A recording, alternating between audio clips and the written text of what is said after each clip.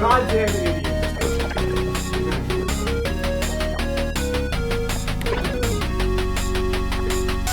The fourth time's a charm. Hello, everybody, welcome back to the Backseat Soccer Show. I'm your host, Jack Tui, back from Spain in the wonderful Linkoff, New Jersey. Joined with me, as always, is the lovely Kyle Robinson. It's me. That is you. Brandon is at a basketball game. Wrong sport.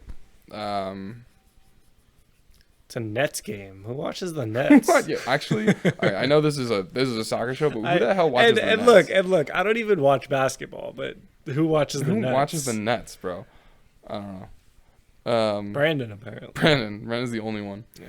He's probably the only one there. It's just like an empty stadium, and it's just him. He didn't even Wait. they didn't even give him court line And he's seats. doing that NPC pose that he did. He's just standing there, like in that picture. He's not even watching. He's just like straight faced, looking above the action, like barely focusing. But it's good to be back. It's good to be back from Spain. I noticed you guys didn't do. It was very good. I got to see a lot of cool architecture. I ate a lot of good food. Didn't get to see Barcelona Stadium, which is I did, but it's being completely renovated. Right. The whole really actually cool because obviously they're rushing it because they don't want that closed for that long. Yeah. But the entire facade has been stripped away. It's just like pure brickwork, and then all of the surrounding ground. Like I don't know what was there before, but it's basically just like they've dug up like way down into the earth, like construction crews all over, like pits everywhere. Like they're completely redoing the whole surrounding area. I don't know what it's supposed to look like in the end. I don't even know what it looked like before that, honestly. I've only seen like some pictures and panning shots of it. Now, when you went to the, I already forget what it's called, the church. The Sagrada Familia? Yes. Did you like the cubic side or the traditional side? I liked...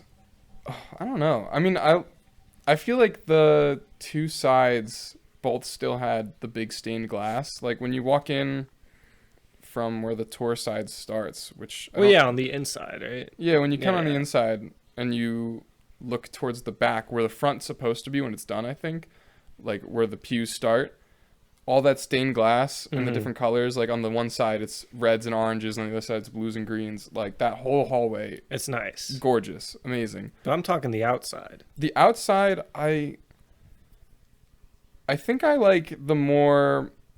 I'm not like a huge fan of Gaudi's like wavy art style. You know, like a lot of his architecture buildings, it looks like the building's melting.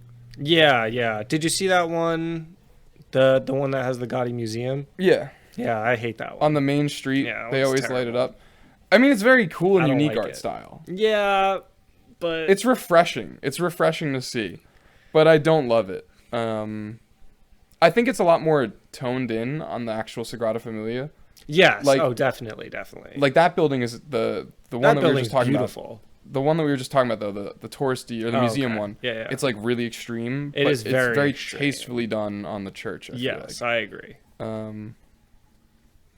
But really cool. I love, too, that you can go right behind the altar. If you look down through the glass, it's like his where he was buried. Yeah. And, like, it's like a secret church, like, hidden underneath the main church. Like, really cool. The whole building was so impressive. So much impressive architecture there. Do you see anything? What was your favorite meal while in Barcelona? A lot of good food there. Oh, my favorite meal. But a lot of okay food. I loved everything I ate. Yeah? But I'm not really that picky. My favorite was an appetizer, and it was truffle croquettes. Oh, delicious. Wait, no, I have to take you. Delicious. There's a place near here that does that. Really? And they're really good. Bro. Yeah. We ordered these. At that point, I think it was Scott was out doing his own thing with some of his study abroad friends. Mm-hmm. So me and my mom got dinner somewhere. And I remember we ordered them as an appetizer, and we ate the whole appetizer, and we were like, we got to get another round. So we ordered another one, which was good because then I ordered my meal, which was it was just veal medallions. I got 3 of them. But they're tiny. They were, I'm not even exaggerating. It was like this big. And That's then insane. 3 of those, they were like 2 bites each, and then they each came with a French fry, like a big that was this big. My meal was like 8 like bites. a wedge French fry. It was like $15. Yeah. But there were other places I went to where the portions were fine. Even large, but that place was bad. What was it, like a tapas? No, it wasn't. It was That's super advertised weird, as a meal. That's super Yeah. weird. No, I think my favorite place we went to was, so we went to a lot of like fancy places or very popular places, but the favorite place that we went to was like me, my little brother Gavin, and my cousin Ainsley like left our group and just kind of walked around. We ended up near the Chinatown in Barcelona somehow. I was shown where that was, but I never Near went to the it. Arc, right? Yeah. Oh, yeah. Mhm. And along the street there was just a tapas place, and it had the largest sangria glasses of all time. Well, I had some good sangria. And it was like $4 for this massive sangria. Ooh. And the food was really good too. I liked. We went to one place towards the end that just had. I felt like one of the big things was like the wait staff is kind of mean in general, or not very Really? friendly. Most of the I places I, didn't went have to, that. most places I went to, it felt like everybody was kind of cold to us. But there was one place we went to where the waitress we had, she was so nice and funny. And Scott ordered me a shot there, which I thought was hilarious. He made me do a shot of Bombay Sapphire. Oh my God. In Spain? It was actually hilarious because we were at an Irish bar at first. Right. Because I think this might have been the night that Bournemouth played, tying into the Backseat Soccer Show, Bournemouth-Liverpool. I watched that at an Irish bar with a bunch of other people. Like, Sidebar. I love just finding Irish pubs just anywhere. I know, I was like, man, Kyle would have loved this place. I love it. I love it. Yeah. But we went there just because we were there. We were walking around the night before, and they said they'd have it on. So we came back there. There was some guy from New Zealand who was the same age as me. That's cool. Some guy from Pittsburgh who was like older than us, like probably in his 40s, but that was cool. Just met a bunch of people there. And then, but yeah, so where we were sat in the bar, me and Scott were just drinking beers, but directly in front of us at the top of the liquor cabinet with like a bright light shining down on it was a Bombay Sapphire like the gin angel, bottle. Like Like, the angel with I remember chorus. I took a picture of it and I sent it to all my college friends because this, I'm not explaining this, but it's a whole inside joke, that drink. And I was like, the Bombay Sapphire calling me like the Green Goblin suit in like Spider-Man 2 or whatever. But so we didn't order it there. But then we go to the next place. And while we're there, Scott goes to the waitress. Like, he's like, do you have Bombay Sapphire? Like, and she's like, what is that? He's like, the gin. And she was like, and she went and looked for it. Comes back with an unopened, brand new bottle. Like, must not have been touched in years. This stuff is why nasty. Would it be touched? This Why stuff would it is be touched? nasty. There's no reason for it Yeah, to be and he touched. made me take a shot of it, and my mom tried to film us doing it. She was doing a terrible job, and you can watch halfway through the video, the waitress takes it in her hands and like takes the video. Oh better. God, It's so funny though. that's hilarious. Even the waitress knew. Yeah, but that was good. That was a good night. Yeah, But a lot of fun in Spain. The Olympic stadiums were cool. Got to see those. oh, that's cool. Didn't get to go see any of the other. We were thinking about either going to Girona or Valencia. The game, or the city. The cities. Well, Okay. either one. The cities, but the game would have been at Girona, which is apparently only an hour north. But we couldn't get tickets for the game because they're having a great season, and I didn't realize how close they were and that I could buy tickets. But was not able to. That would have been cool to see. And Valencia is like a 3-hour train ride, and we couldn't figure out how to do it. It was like a pain. Yeah, we couldn't figure because some like the app that we were looking at was like some train rides are like I'd 3 also hours, some be- are 5. Like, I'd be kind of afraid to do that. Not knowing the language at all. To sit. I don't know. Like, no way back. I agree, but I feel like my command of Spanish is not good, but enough to get enough. basic ideas No, across. mine isn't. And most people know English there or understand. that's charades. true. I mean, a lot. I guess this is more me not being good at talking to strangers. I mean that too, but that kind of washes away for me when you're in a place when like you that. gotta get back. It's like no matter who I talk to, it's like, first off, I'm never seeing you again. Yeah, that's Some true. That's Barcelona stranger, I'm never seeing you again in my life. Yeah. And it's just kind of gets funny at a certain point because it's like, I'll start to say something in Spanish, realize I don't really know what I'm saying, and then it just devolves into charades Right. and broken English and Spanish, and it's just Yeah. funny. It is funny. But yeah, it just was too far of a trip, and we didn't plan it ahead of time, so we decided not to do it. We stayed in Barcelona the whole time. Yeah.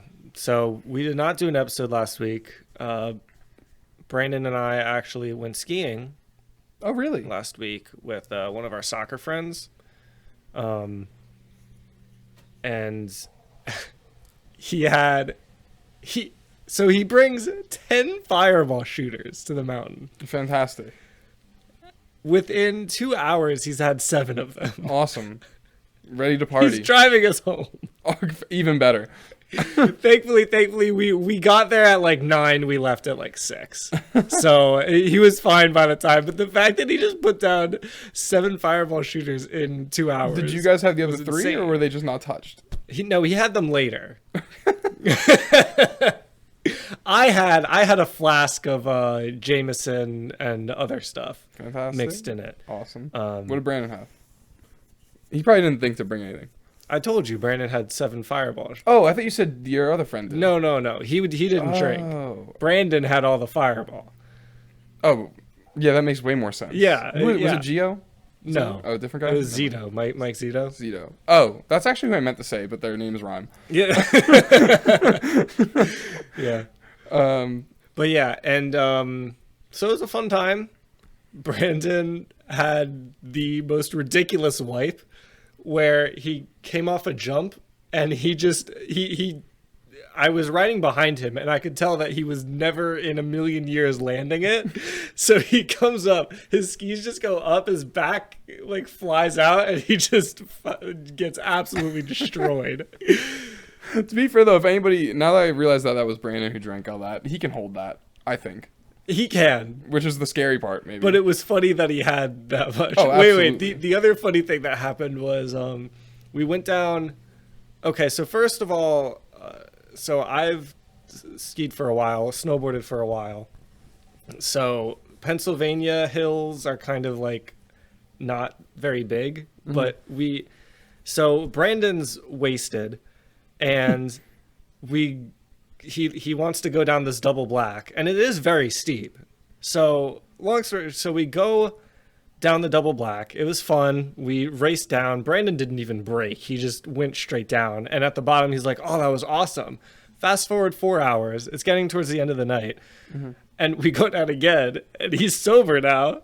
We get to the bottom, and he's like, "That was the scariest thing I've ever done in my life. I cannot believe we could have died, Kyle." And I'm like, "Brandon, we did that like 3 hours ago. Like, what is the problem?" Was he skied? Yeah, he He skied. skis, right? Yeah. Skied. I'm gonna put a picture of him. When we were waiting for our friend, he would just put his ski. The way he was laying was just very funny. I'll put a picture. Perfect. That's good. You guys didn't do the recording episode on the ski lift? No, I was going to, but then I realized that we were riding the ski lift with other people. Oh, you should have done it anyway. Should have gotten their opinions on the backseat soccer. We could have had fans. We could have had more fans. None of them were soccer people. Speaking of fans, we had some feedback on the last episode. Did we? I don't remember their name, but somebody responded with 3 sad face emojis. Thank you for the feedback. I do not like it, but hey, keep the feedback coming. Well, okay, so I couldn't tell, like I said, because of the way that Spotify has their weird, like, knockoff emojis, I couldn't tell if it was a crying face or that, like, pleading face that people do when they go like this. So maybe they really liked us, but we're too shy to say so. I really don't think that was it. Or they hated us. So if you tuned in again... In which case, hate and love are very closely linked. I'm just glad that there's passion. I'm glad that there's passion. I'm glad that we've gotten a message. I'm glad we've been acknowledged. We've been acknowledged. We've been acknowledged. So even if they were doing that to make us sad, you're the loser here because we are now like validated. We're validated. We are validated, baby. All right. We had a bit of a long intro here. I guess there was a lot going on. I mean, it's been 2 weeks. We did a lot of stuff. Our non-soccer viewers will be thrilled with this episode. They will be. I think. They will be thrilled. Unfortunately for them, I'm about to bring it in. I'm about to rein us in with a little bit of soccer. I mean, I have more stuff that we can bring up. Never later. mind. Do you want to do it now? No. Like later. Okay, we'll wait later. So that our non-soccer viewers have to watch a little bit of soccer, and then we'll get back to the non-soccer. Stick around. So, I mean, these past couple weeks or weekend, whatever, has been mostly cup games. So not a whole lot of league-related stuff to talk about. But I guess the big thing for us, and in general, it's a big shock to, I think, most of the community that follows the Premier League. Klopp has announced his resignation at the end of the season, ahead of his expected contract date of 2026. 2026, he was supposed to leave. So this has been a bit of a shock. Very much. Yeah, a bit is an Incredible understatement. shock. Actually, a huge shock. Yeah. I get it, though. I mean, the terms of him saying burnt out, a lot of stress going on. I mean, last season was rough. Yeah, last season was rough. And COVID, before then even, like coaching during COVID. The only in reason he general. didn't quit last season was because his wife convinced him not to. What a hero she is. She really is. She got him to sign the extension. He would have been gone in 2022. So we got 2 more years.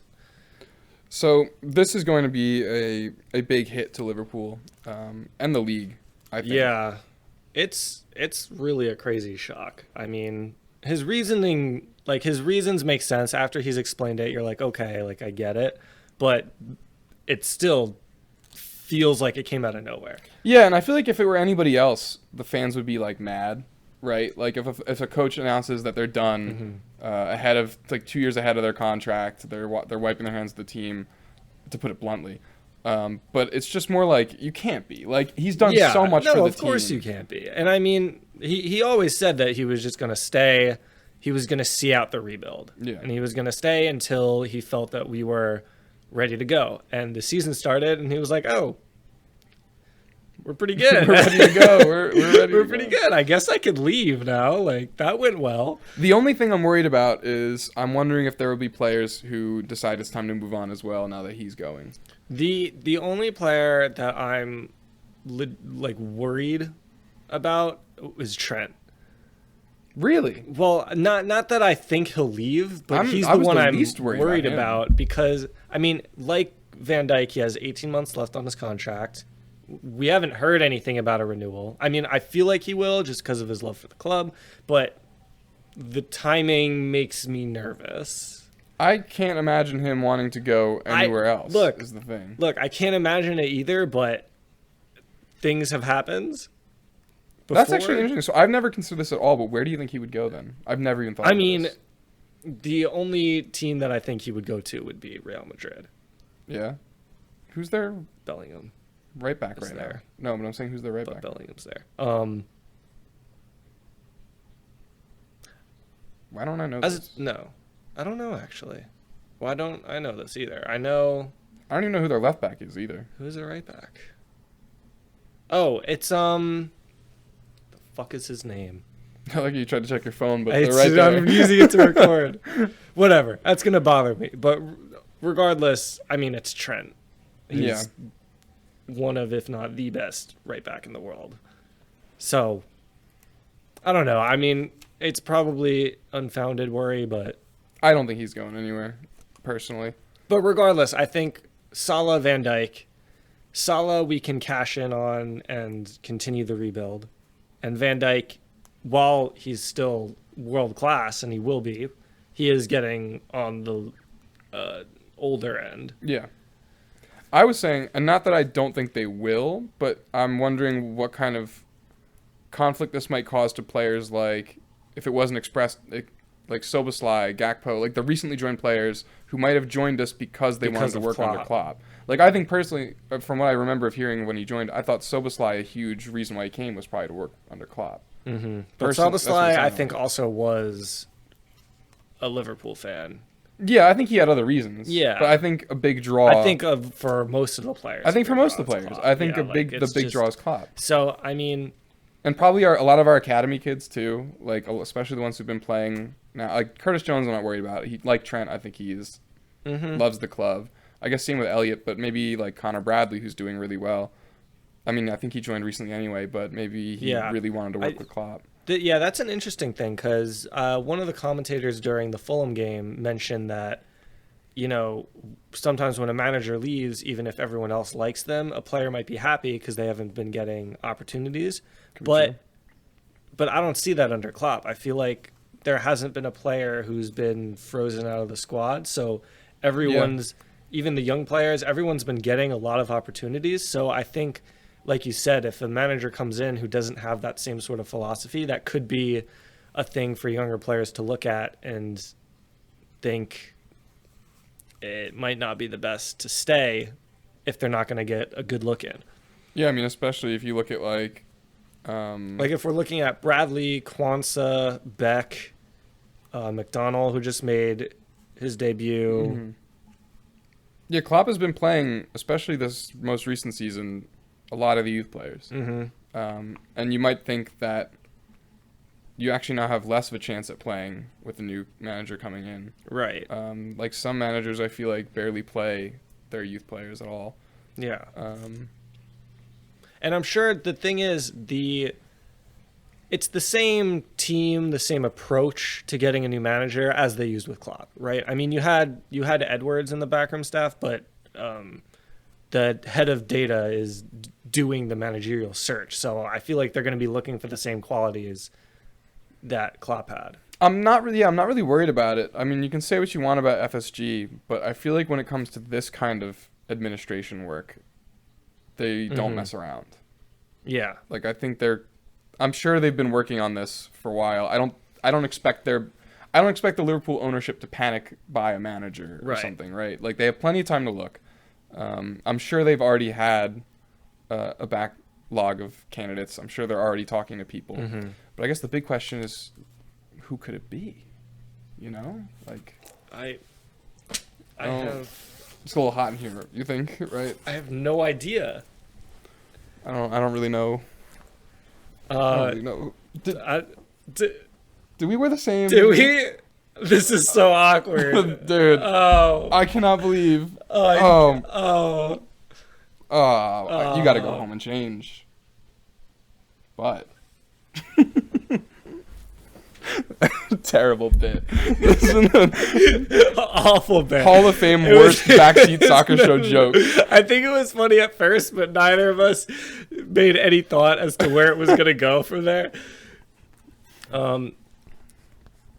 So I don't actually know if Xabi Alonso is the best option, but he's the front runner. I was going to say Unai Emery.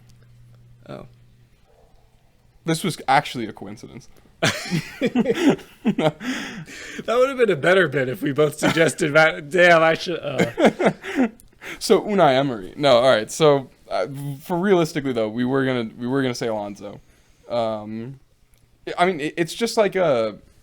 You're right. I don't know if he is the right choice, but it just feels like this fairy tale. He is the favorite. Yeah. And I'm not sure. Like, I really don't know how well it would go. I mean, he's a former Liverpool player, and I think most Liverpool fans had been resigned to the fact that eventually he would go to Madrid because we thought we'd have Klopp till 2026. And I don't know. One, I don't know if it's going to happen. Two, he's very different from Klopp in personality-wise. Mm-hmm.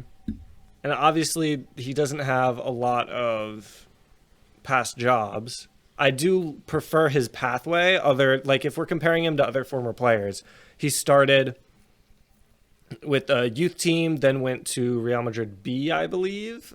He went to a Spanish team's B team, and then moved to Bundesliga, and has been doing well there. It's not an indictment on him or his tactics, but I just kind of like Lampard had a lot of success with Derby. Gerrard had a lot of success with Rangers. Yeah. So it's just kind of like, it's a little bit of pessimism where I just want to temper my expectations. Yeah, I think it's like you say, I think it's too soon for him if he was going to come at all, you know. Like he is relatively new to top flight, right? Like this is basically his first season. Yeah. And he's doing great. Yeah. He's doing great. He did really well last season too. Yeah. I mean, he took Leverkusen, were basically a relegation side. Yeah. He's doing a fantastic job with them.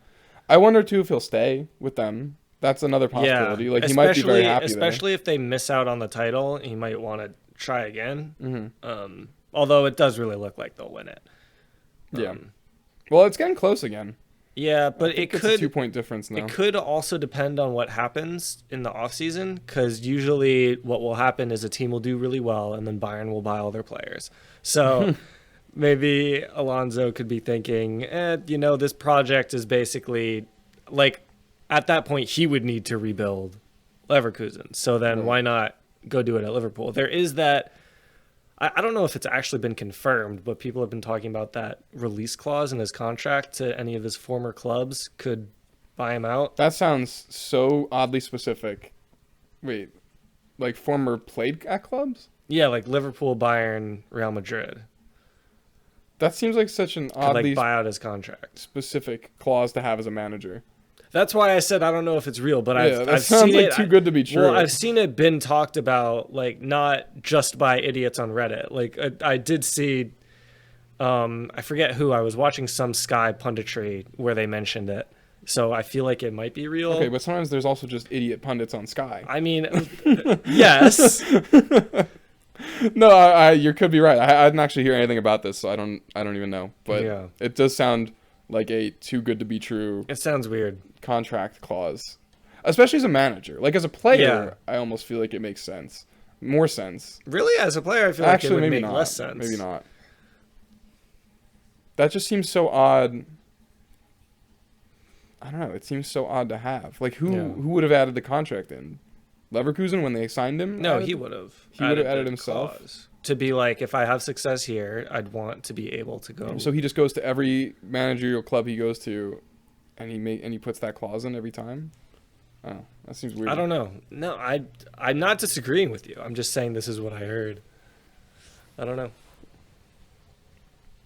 Oh no, maybe I'll fact check it. Maybe I probably won't fact check it. No, honestly. let's just say that this is exactly leave it out what, there. This is this is exactly true. what's happening. This It's is true. It's exactly what's It's- happening. It's a true fact. We have inside knowledge at Bayer Leverkusen.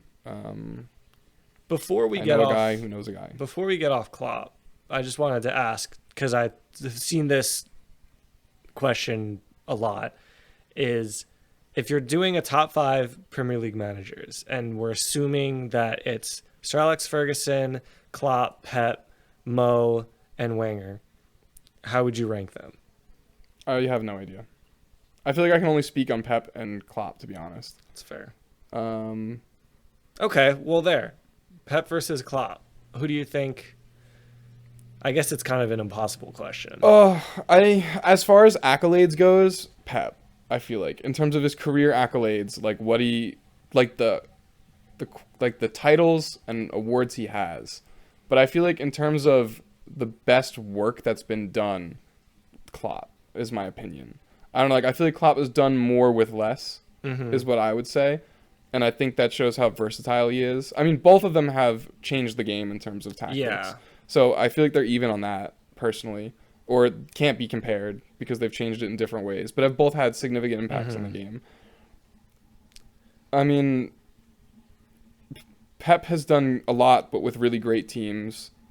And I'm sure he could do it with shit teams as well, And to be there's honest. and there's also the 115 charges. Yeah. To think about. And I think that taunts his legacy. I don't think City fans will care. I don't think in the end it'll really matter. City fans, I was called salty today by a City fan. Really. Yes. Because of the charges? Because I brought up the charges. Yeah. Everybody's always like, you're so salty about that. It's like, well, yeah, you're a criminal. like you Like, do you hear people go and see like, damn, like, did you hear about that guy who like murdered some guy on the street? Yeah, that sucks. What a loser. You hear somebody go like, wow, you're kind of salty about that. Like, you're a criminal. Obviously, he's not a murderer. Like, but it's like, yeah, and obviously Pep is not the one who's done the crimes. Yeah, but yeah. the team itself is, I don't know, it's gonna hang over that if they actually get found and charged and held accountable for the charges. That is going to just hang over the Right. great work, the otherwise fantastic work they've done. Yeah. And I think they could have done just as good, if not Yeah, the it's same, like, without that it's advantage. I mean, it's not his fault that Yeah. they broke the rules, but also like you can't argue that without those players it would have been different. Like he might have found, but I guess you can't really prove that it wouldn't have been. Like would he have been able to find players cheaper? He definitely wouldn't have been able to pay the wages. Yeah. But I don't know. It's the other thing that's interesting with Pep and Klopp is that Klopp brought pressing to the Premier League like overnight, and now that's all anyone talks about. Mm-hmm. Pep brought passing. That's what people say, but I also feel like I his effect on the overall game, I think, is not overstated, but his effect on the Premier League specifically by joining the Premier League, I think, is overstated. Because I think his effect on the game was from Barca and Bayern, not necessarily City. Like, teams were already doing passing games. So if you're talking about Premier League specifically. Yeah, because teams already... Oh, yeah, if we're talking overall, Klopp doesn't measure up to Mourinho even. Like, But...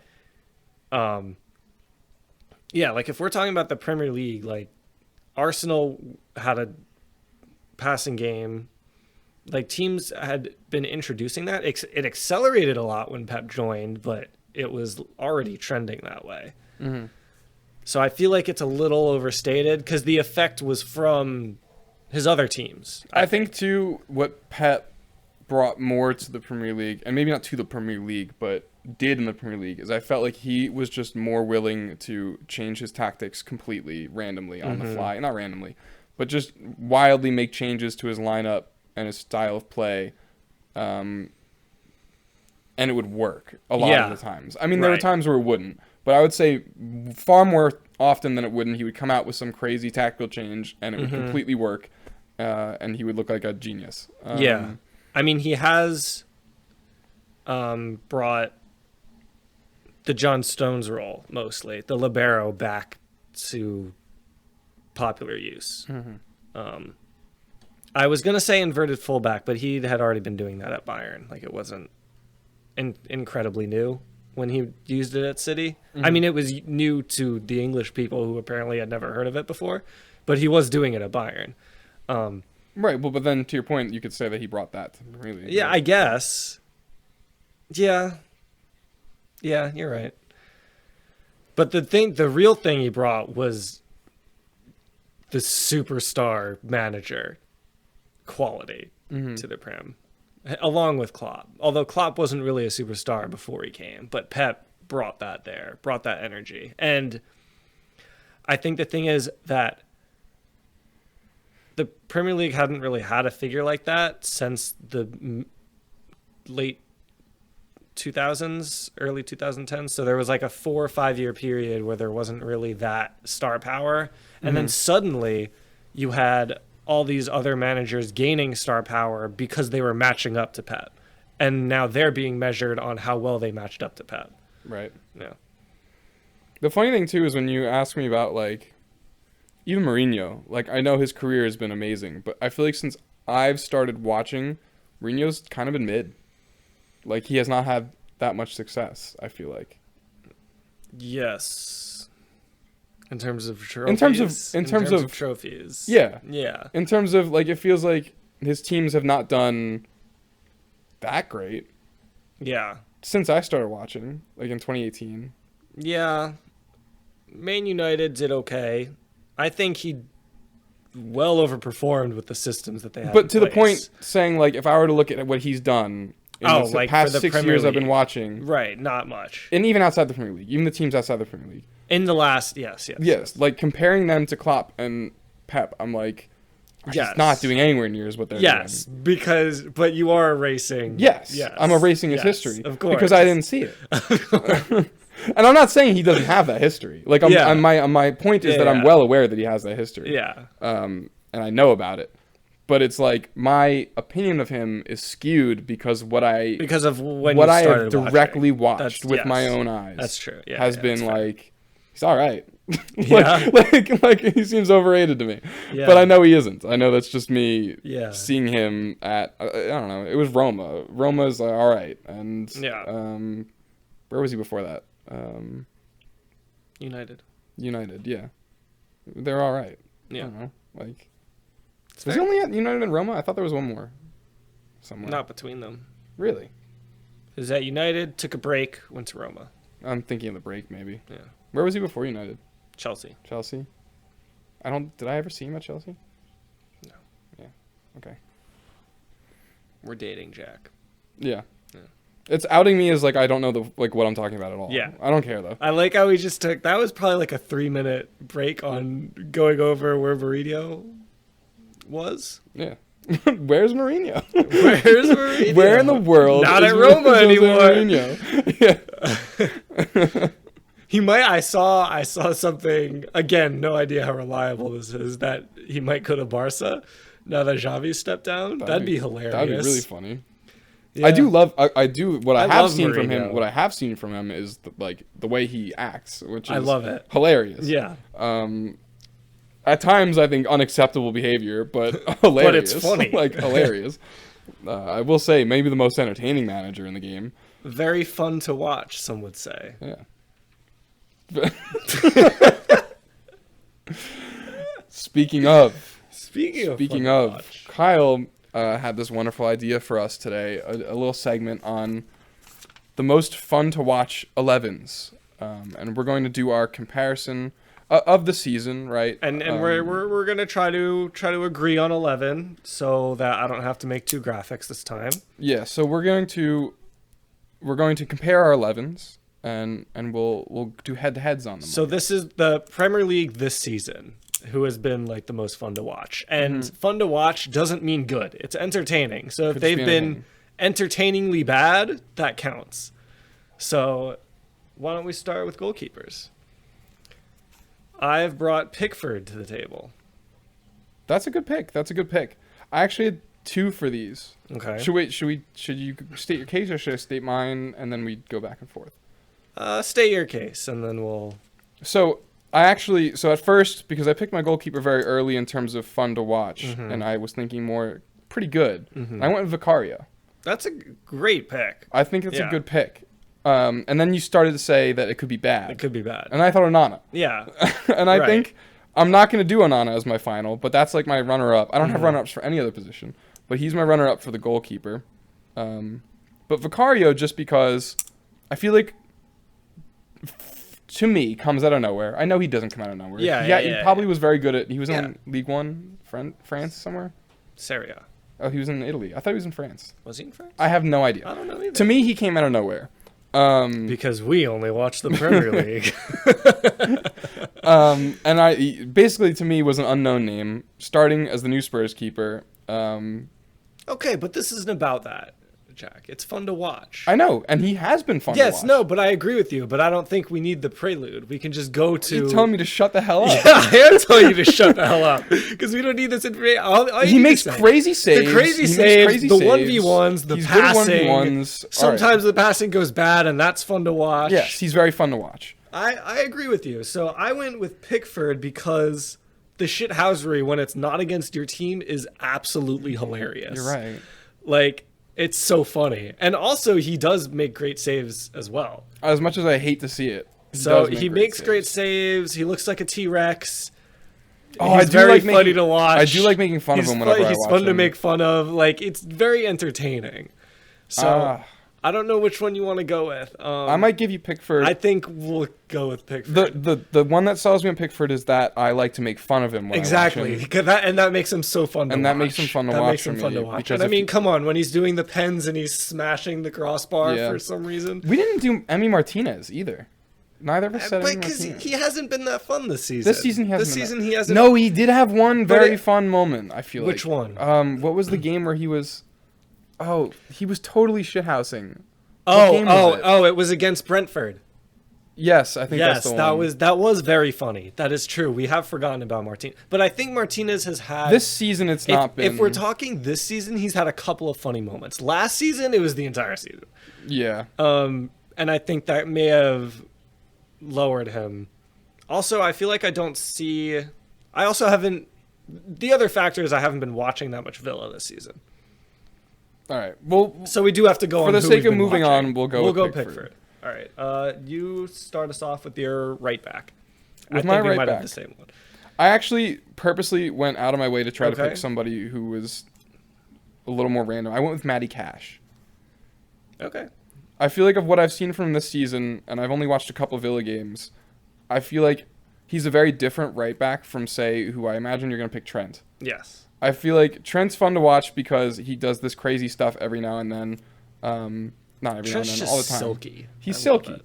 I feel like Matty Cash Yeah. has this more weird, direct style of a right back where he will just drive forward out of nowhere, and is a lot more direct. And I feel like it's more surprising to me sometimes. Yeah. Like the movements he makes as what should be a defending role, or primarily defending role. I agree that he's fun to watch, and I also think that there are plenty of other fun to watch right backs. But for me, just some of the shit Trent does is just so cool to watch. Like the shots, the long range shots that he's taken this season, like against City, against Fulham.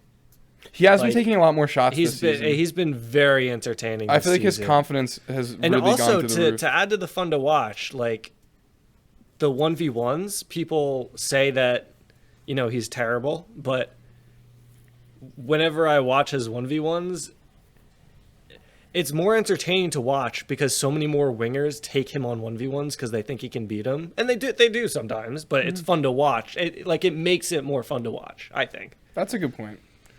I was always willing to concede this one because I was going to put Trent anyway, and I knew you were going to, so I just put another one out there anyway. Okay, so we'll go with Trent. It's just going to be your 11 the whole way. We win Everton, then Liverpool. Wait, you really think it'll be all right? Who's your center back? Choose just one center back to start. I feel like I got two all right picks here.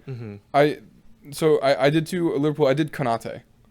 Okay. I love watching Konate. I do love watching Konate. I feel like he will. It's so weird. I feel like he's very erratic on the ball sometimes, or in his defensive. Like I feel like he looks like he's panicking, but isn't sometimes. I don't know how to describe it. And the way he runs is kind of funny. The way he just moves around. Like he kind of. I don't know how to explain it. He like that's barrels. The best I can He do. barrels he does towards barrel. people. It's yeah. I think he's just like, I don't know, like the way he plays on the ball and the decisions he makes, I think are very funny. And a lot of the times he does make the wrong decision. Yeah, but he always like he recovers a lot. Yeah, but it adds to the tension, to the suspense. He also, whenever he like either makes a mistake or resolves a mistake or does something good, I feel like he like he's very animated and hyped. Like he'll go and he'll high five Allison. Like I love watching him. Now, who is your other pick? Johnny Evans.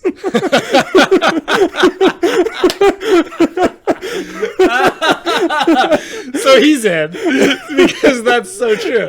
Because it's objectively hilarious. It has nothing to do with how he plays. It has no, it's just the fact that he's there. It is so funny to watch him go on for Manchester United as a 35-year-old. Like when I wrote his name down, it was like he's not even like. It's not. He's not really bad. He's not good. It's he's not so even, average. It's just the idea of him being fun to watch has nothing to do with his ability. It's just the fact that he exists on United. It's like you shouldn't be there. All right. Well, who are your two? Let's go to my less exciting two.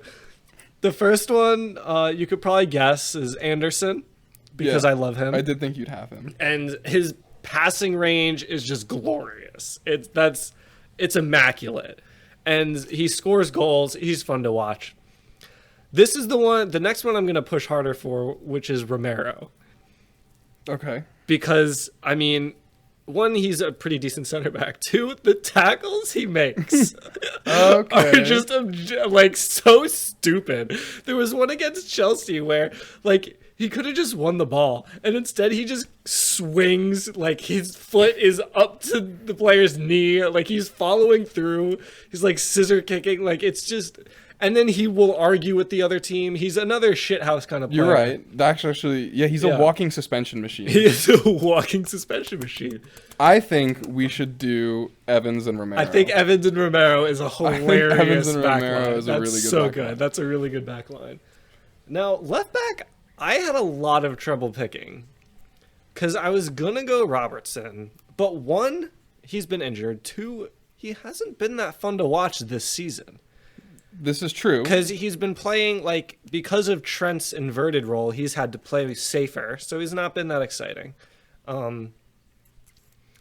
So I ended up going with Anthony Robinson because Okay. he's like that same attacking fullback, so he's fun to watch in that sense.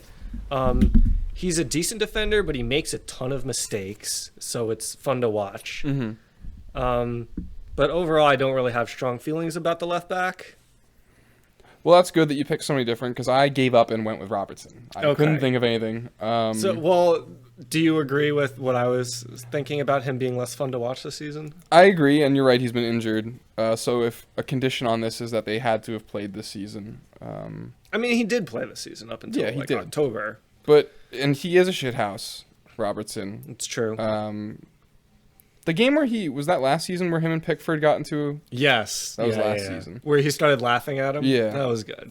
Like Robertson and Pickford in the same team would be pretty funny. Yeah. Your points on Robinson are good. The fact that we've chosen Robertson and Robinson it's a very confusing. poor decision. I haven't really watched him that much, I feel like. So I don't know. I've been watching a good amount of Fulham this season. I'm watching a little bit of Fulham. I don't know. I feel like I'm going to probably... I want to stick with Robertson, but he hasn't really played that much. But he is back. I mean, are there any other left backs you could think of? There's the Tottenham player that I can't pronounce. Does this count? They are not playing in the Premier League, but are technically still belong to Premier League club, Cancelo. Because he's kind of just recently had a shocker at Barcelona. That's a good loophole. Do you think this counts? He was in tears when Xavi announced he was leaving. And he also maybe had what's, according to him, was his worst 45 minutes of his life. And he is contracted to Manchester City. He's contracted to Manchester City. We could say... I think you could make the argument. I think we are, and it's accepted. It's accepted. Congratulations, Cancelo. You are our most fun to watch left back on the Premier League. Yes, that's perfect. That's great. Midfielders. Another one where I kind of had a hard time filling out the midfield. Yeah? Yeah. Why is that? I just feel like midfielders in general have kind of grown to be safer. Which makes them less fun to watch. And also a lot of midfield, the good midfielders, like the best midfielders that I think of are like Rodri and Rice this season, and they're both not very exciting to watch, honestly. I mean, they just do their job and they do it well. They do an amazing job. And Rice has had he's cool had some last-minute equalizers, but I still when I think fun to watch, I don't think Rice. You know what I mean? So my first pick, the one that I thought of instantly was Paqueta. Okay. As my most fun to watch midfielder. And then I also went with McGinn. Because he's been really fun. Because he's been so attacking lately under Emery. And my last one was Madison. Okay, good picks. He's been injured for a little bit, right? Yeah, but he played a lot up until October. Right. Now, one of these stipulations, right? They do have to be playing a lot. And the one you've picked, I've assumed, has played 2 games. Well, you don't know that for certain, right? Like, maybe they played no games. Look, we did pick Cancelo. So I went with Thiago. You went with Thiago, who has not played a minute this season. He hasn't played a minute. So, but he's very fun to watch. He is very fun to watch, but he hasn't been on the field. Well, I've seen him in the inside Anfield trainings every now and then. Yeah, you have? Are we counting that? No. Yeah, I didn't think so. I guess I'll get rid of him. Just cross that out right there.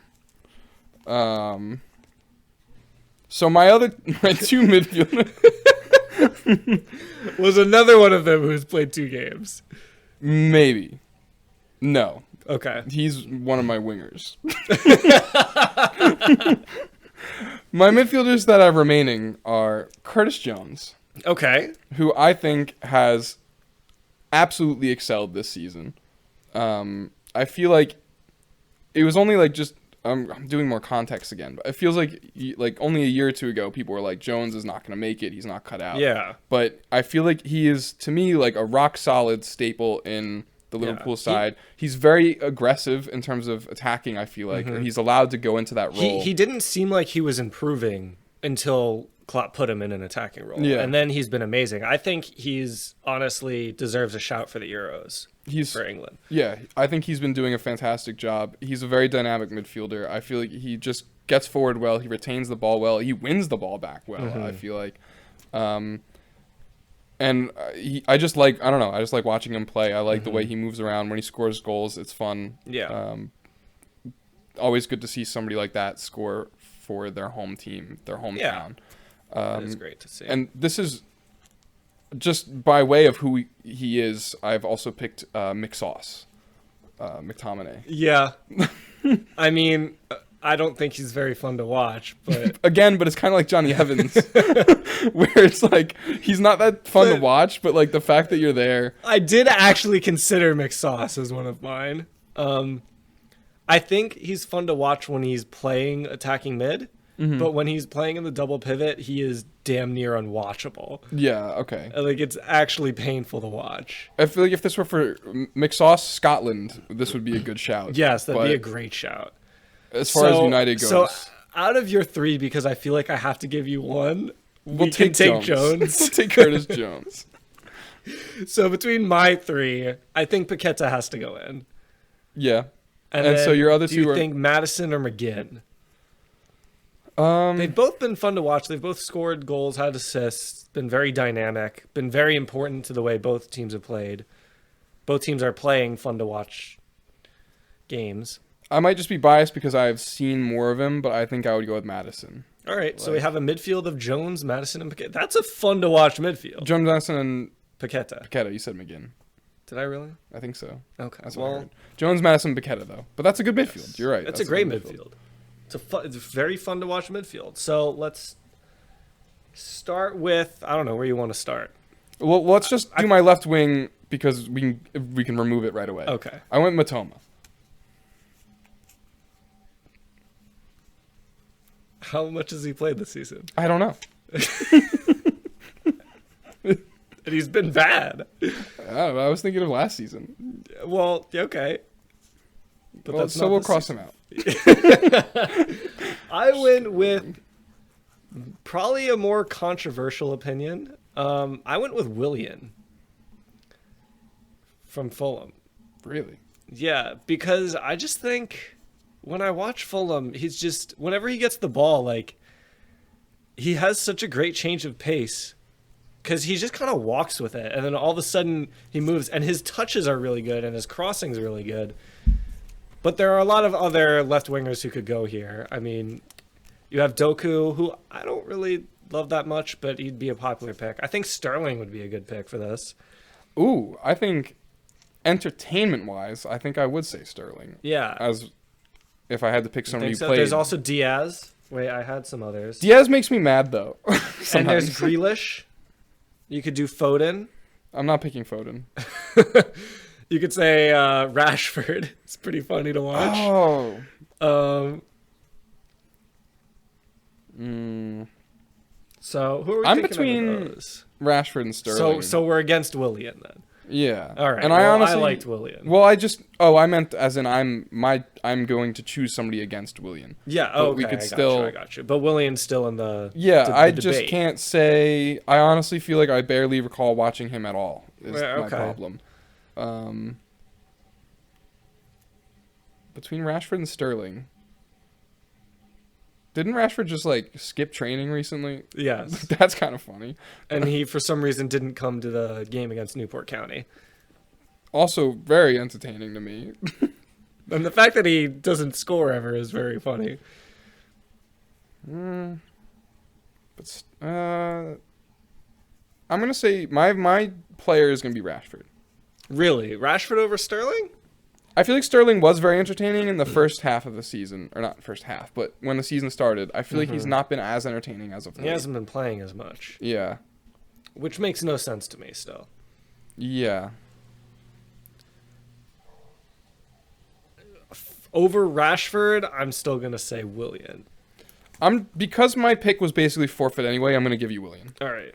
I feel like that's going to be a controversial take. I don't care what controversy this stirs up. I don't think there will be any. We'll get more sad faces. Yeah. But my right wing here. Okay. Who is it? Anthony. All right.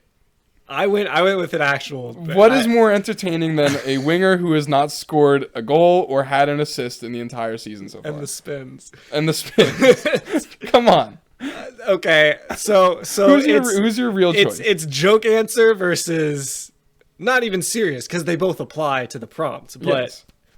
it's going to be fun to watch versus funny to watch. Okay. I went with Elise. Yeah. All right. I think he's very fun to watch. I mean, obviously, he's so dynamic. He's electric. Not as good as Zaha in terms of output, but in terms of fun to watch, I think he's up there. How's he been doing, by the way? He's been doing okay. I mean, Palace have just been doing okay. Zaha. Oh, Zaha? Yeah. He's in Turkey. I have no fucking clue. That's where he went? Yeah. Galatasaray, I think. Why did I think he went somewhere else? Like in France or something? I don't know. Why did he go there? Whatever. Because they paid him money. I am still going to say Anthony, I'll be honest. You're going to say Anthony over? I think the fact that he's not done anything at all. I mean, he's finally shown that he can score against Newport County. And score an assist and get an assist. Against the League 2 side, who's in 19th. Yes. Yep. So, like, he's very capable of doing it 3 leagues below where they're at. But he's completely useless. He's terrible. He does nonsense.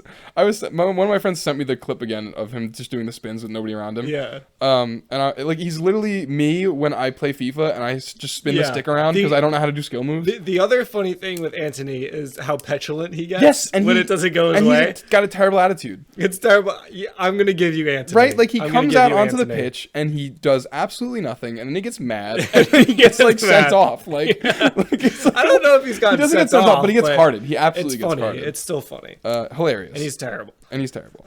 Sorry, Anthony.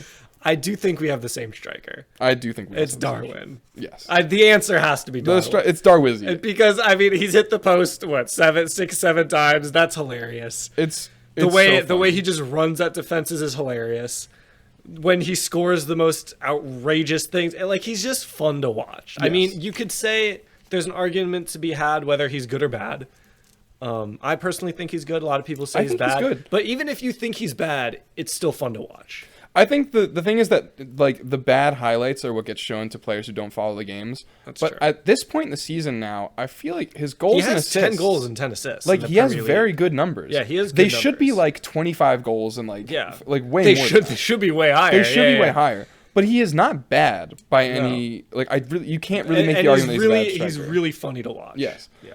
I think he is out and out like the most exciting striker the league has had in terms of just like watching. I mean, because like there are better strikers. Like you could say Haaland, but I don't think Haaland's exciting. No, he's not. He's not fun to watch. He's not fun to watch. Produces the result. I'm sure he's fun for City fans to watch because he scores. But for everyone else, I mean, he just scores, and it's kind of like, all right, well, he scored again. Yeah, like the ball gets past to him, he one touch finishes it, and he slots it in, and like that's cool. That's Darwin awesome. Will hit the post. This actually happened in the Europa League. If you didn't see it, he hits the post on a 1v1 with the keeper, falls to his knees with his head in his hands, while Gravenberch finishes into an open net and goes and celebrates. Only then Darwin looks up and sees that they've scored, and then he goes and celebrates. Like, it's objectively hilarious. He's so funny. I love watching him. I really hope we stick with him. That's another thing. If like when a new manager comes with him, I really hope they stick with him. Yeah, I mean, surely. And he might be like one of those players that if he leaves the team, I will actually watch his games to follow him wherever he goes, because I love watching him. So that is our most fun to watch 11. So who did it end up being? It was Pickford, Pickford, Trent, Romero, and Evans. And Cancelo. Congratulations. Right, Cancelo. I was gonna say Congratulations, Cancelo. And then it was Paqueta, Madison, Jones. Yep. Anthony, Darwin, Willian. What a team! What a team! I mean, really, what a team! We should put that together on like we should see how that does in like FM. We should just simulate it. We should sim it. We should do. We'll do like a 10-minute video of us simming a season with this team because that'd be really funny. I think that'd be a great team. I wonder if they'd be fun to watch in FM. What do you think Evan's stats are in FM? They have to be terrible. They have to be terrible. They have to be terrible. I don't know. All right, but I think we got through that. We are over an hour and 2. Very briefly, Liverpool versus Chelsea in the final again. Great. I'd rather lose 4-0 than watch another 0-0 120-minute depends. Honestly. I feel like it won't be that this time. Yeah. But I just want to put it out there that I absolutely would rather lose outright than have to watch that again. Goofy ah. I was rooting for Middlesbrough. And wasn't everyone? Yeah. I guess not Chelsea fans. Maybe even some of the Chelsea fans, though. All right, but I think that's going to do it. Did you have anything? There's nothing on this page that I flipped over. I'm just pretending like there is. No. I think I'm good. All right. Well, it's good to be back from our little break, from my vacation, from your ski trip. Brandon, I hope he's enjoying the game. I would check the score of the Nets right now, but the phones are over there. And we'll see you on the next one. Thanks for tuning in. Check out the post for the best 11. If we get around to it, check out the best 11 performing in a simulation. I will do that. That shouldn't take too long. All right. You heard it here first. Kyle will do that, and it won't take him that long. So in 3 months when I haven't done it. Check out the YouTube channel in 3 months, and we will have it ready for you. Yeah. All right. And we will see you all on the next one. If you enjoyed the video, please, I hate this so much. I figured you would. If you enjoyed this video, please like, I really, like, I hate doing this. Folded instantly. If you enjoyed the video, or if you hated it, I guess you wouldn't like it if you hated it. Thanks for watching, everybody. Kyle was unable to do this part of the video. If you enjoyed the video, feel free to like, comment, subscribe, hit the bell for notifications, and check out the channel for more videos. If you're watching on YouTube, check out Spotify, Backseat Soccer Show to look at all the older episodes and the ones we don't record. And that's all I had.